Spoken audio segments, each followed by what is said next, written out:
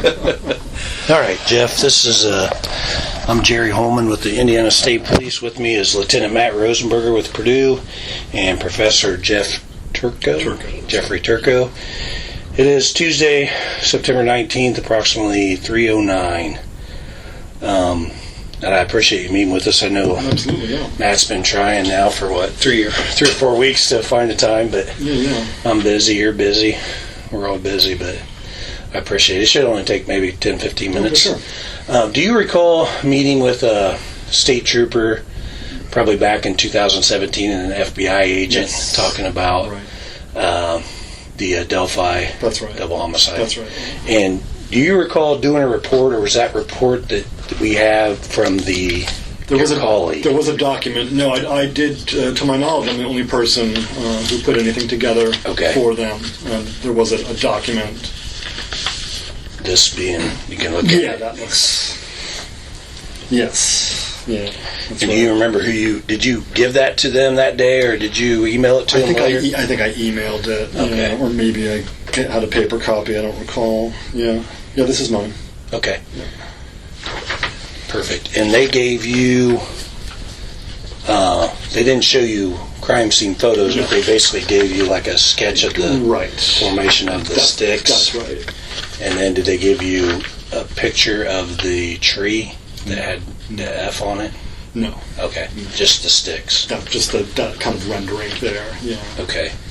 And it's been, 6 years probably since you wrote this. And don't let me put words in your mouth if you want to look at this. But from what I gathered, and I talked to Steve Buckley was the trooper, and Nicole Robertson was the FBI agent. That's right. Okay. And when I talked to them, Steve Buckley said, "Oh no, I didn't get a report." So I'm thinking later on we got a hold of Nicole, and she got the report somehow from.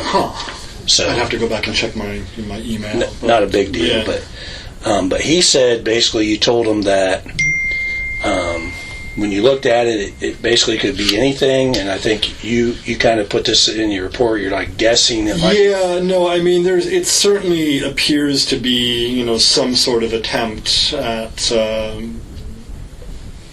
kind of runic script. But as to deciphering, any meaning behind that with any certainty, that's a bit of a guessing game.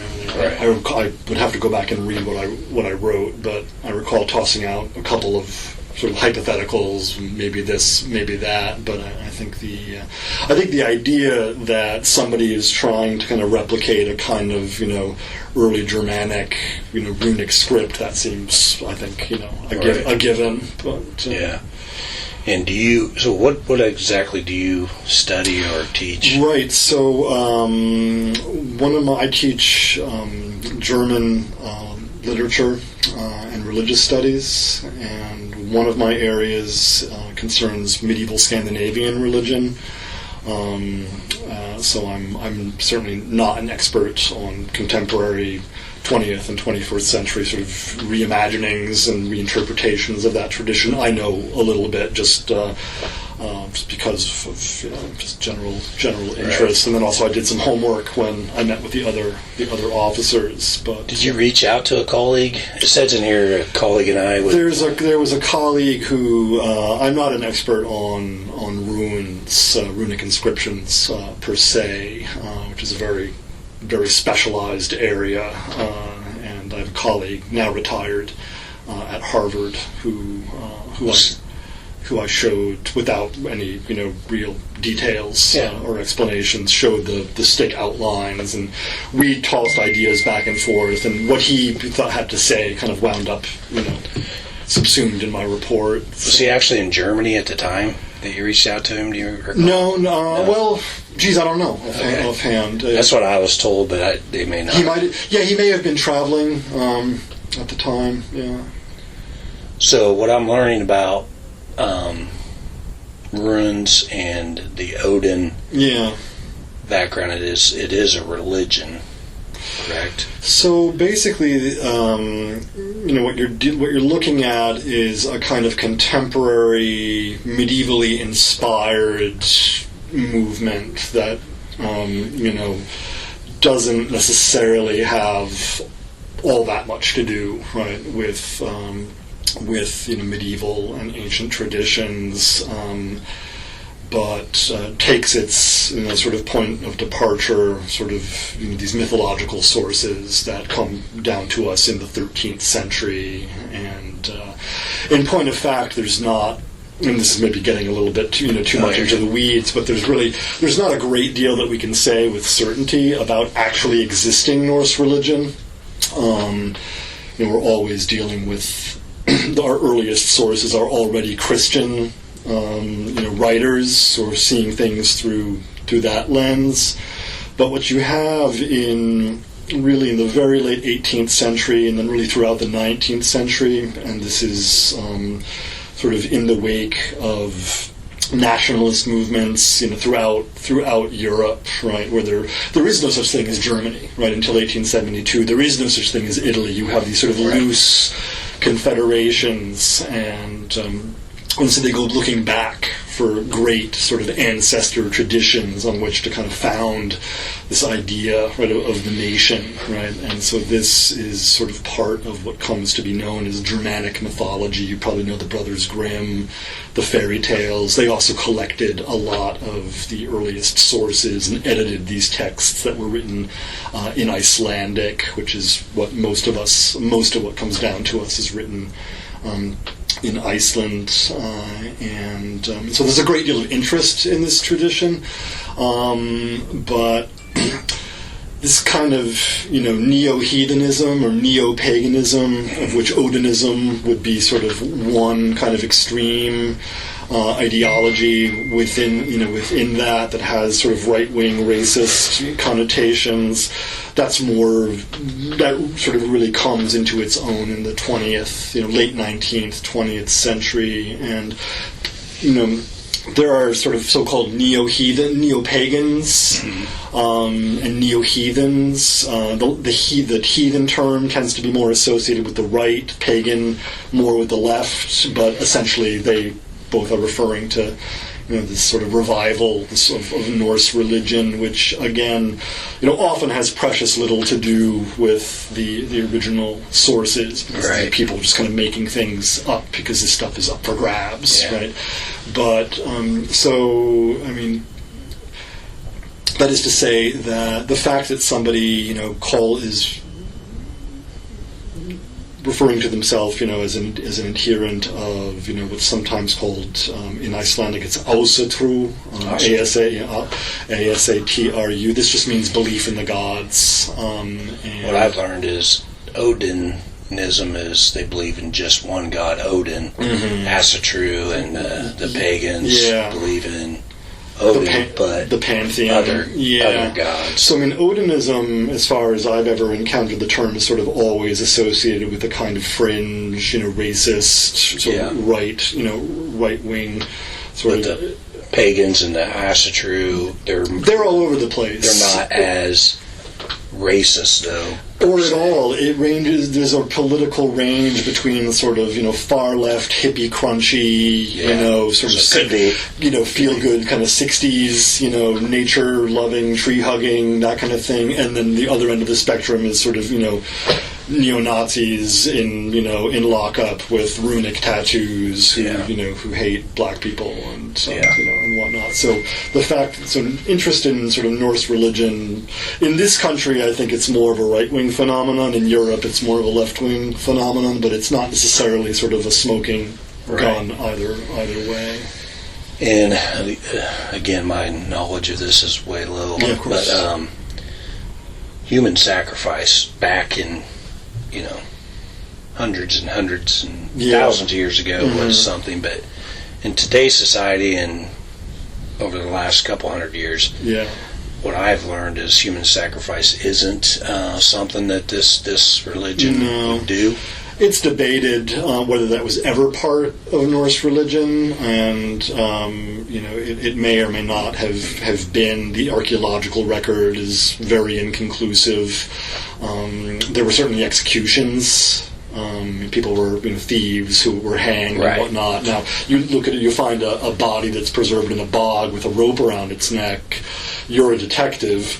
You tell me. Not a very good one. Yeah, is it a? That's probably not a ritualistic. Is it an execution? A judicial execution? Is it a human sacrifice? People argue back and forth. I think what's probably more important from your perspective is that it's widely believed in the 19th century sources, which are the kind of things that are freely available online.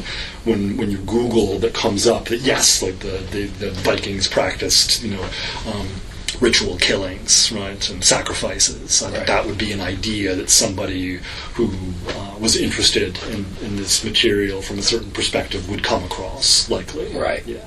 But realistically, history says that this type of it's not documented. It's not documented. There Not are rituals. documented, They're not usually practicing ritualistic sacrifices of humans. No, it's not any part of any sort of mainstream. Chickens. Animals. The usual. Goats and things. And like that. what I was told by someone that had some knowledge is a sacrifice to them would be time, money. Yeah. For example, like they compared it to Christianity. Yeah. You take time out of your Sunday to go to church, Right. and then you give money to the church. Yeah. And that they would do that in a different way, where you would give your chicken that lays eggs Yeah. away, because now you're sacrificing your eggs or something like Our that. knowledge of actual ritual practices, within actually existing historical Norse religion is very, very thin.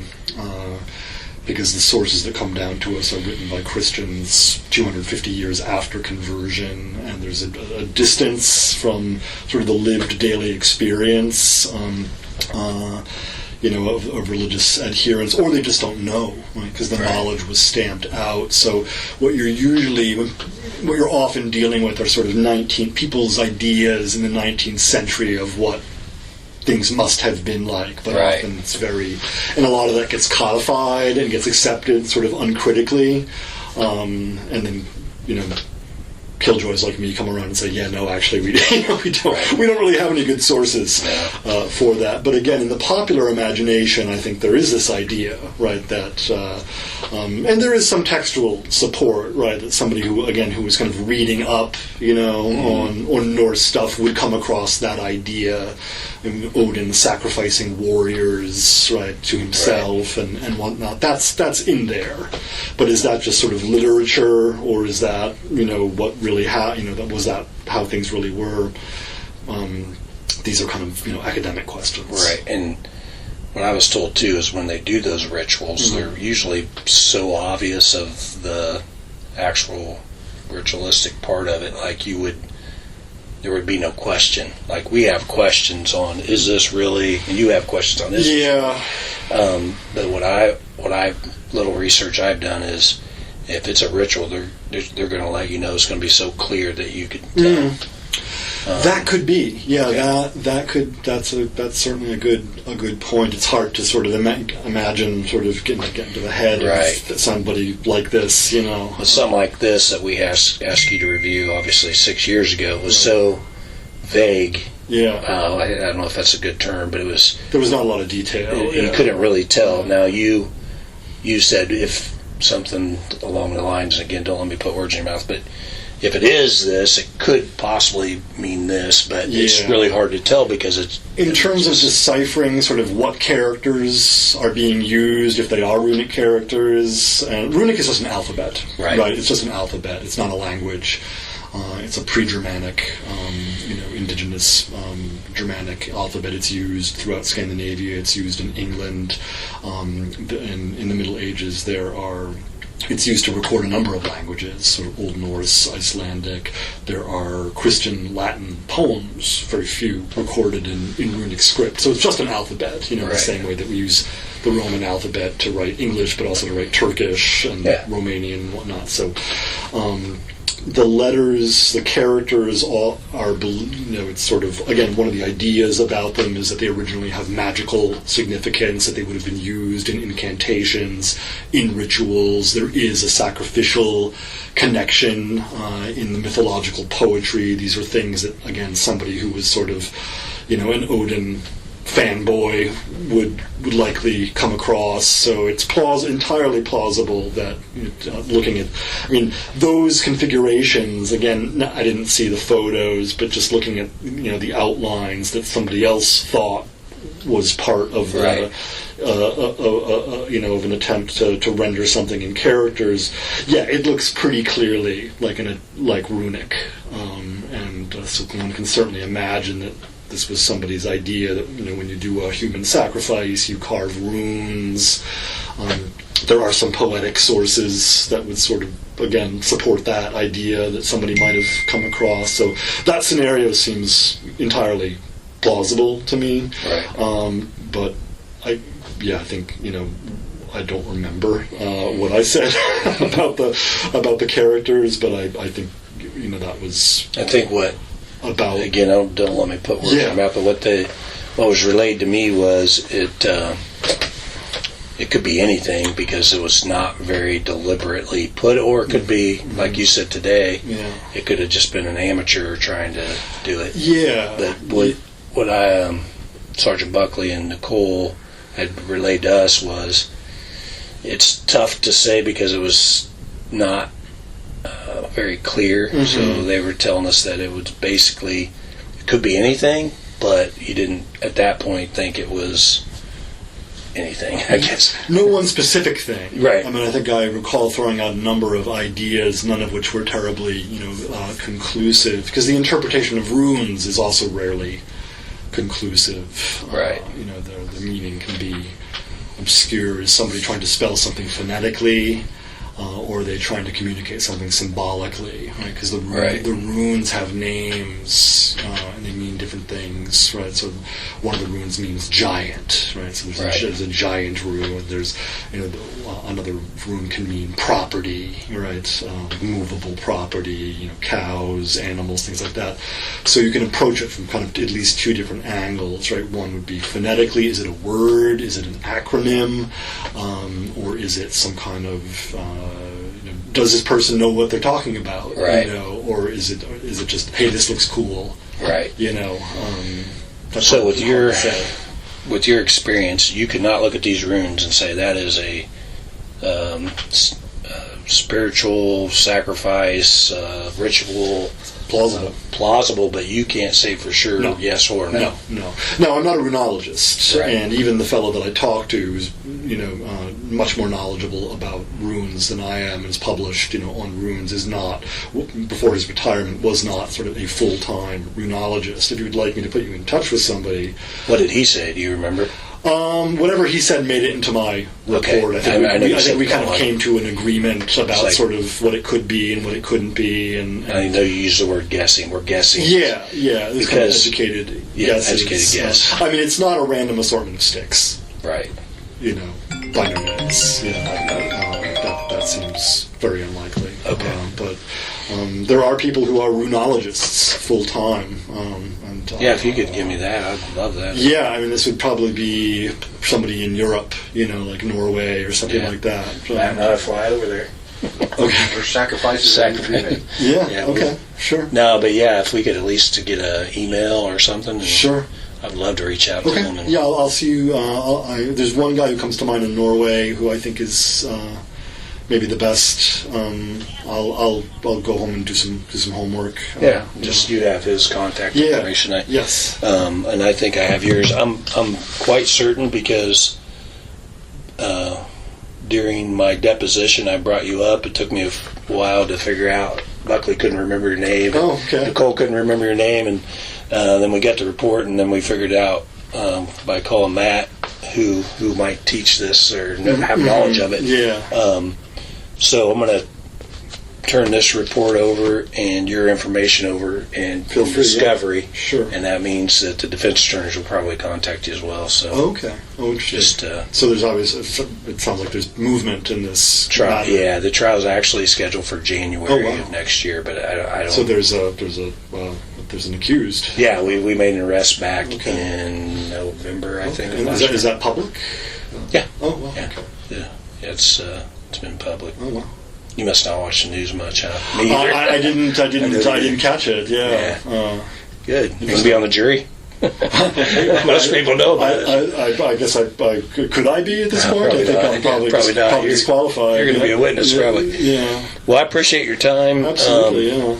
If you think of anything else, please let Matt or I know. And The only thing else I can think of is I'm supposed to say hello. Really? Mm-hmm. How'd you know her? Well, she works downstairs and is one of my favorite people on the planet. She's a sweetheart. And she asked me what I was doing, and I mentioned that I was meeting with you.